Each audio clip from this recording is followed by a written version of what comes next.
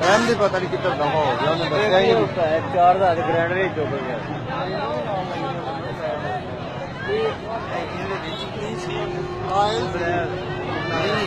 Container है की tanker से कोई किमें भरया है।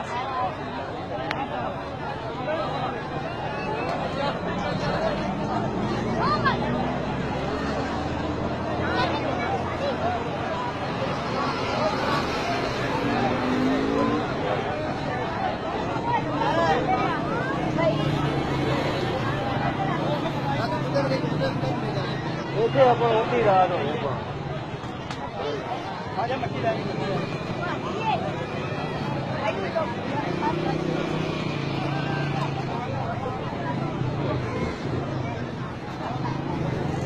ਲੈਣ ਗਿਆ 2 ਘੰਟੇ ਦੁਕਾਨ ਤੋਂ ਲੈਣ ਗਿਆ।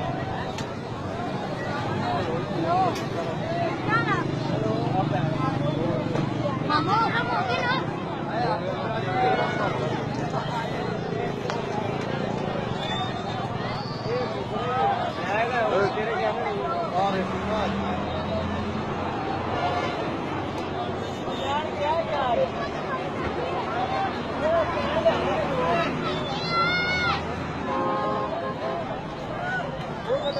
वाड़ दी कोई एक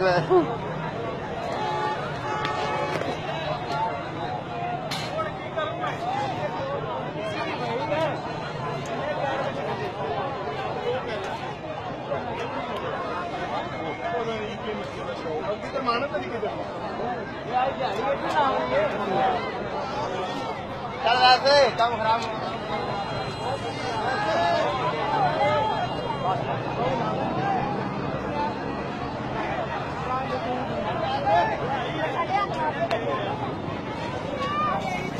Hey!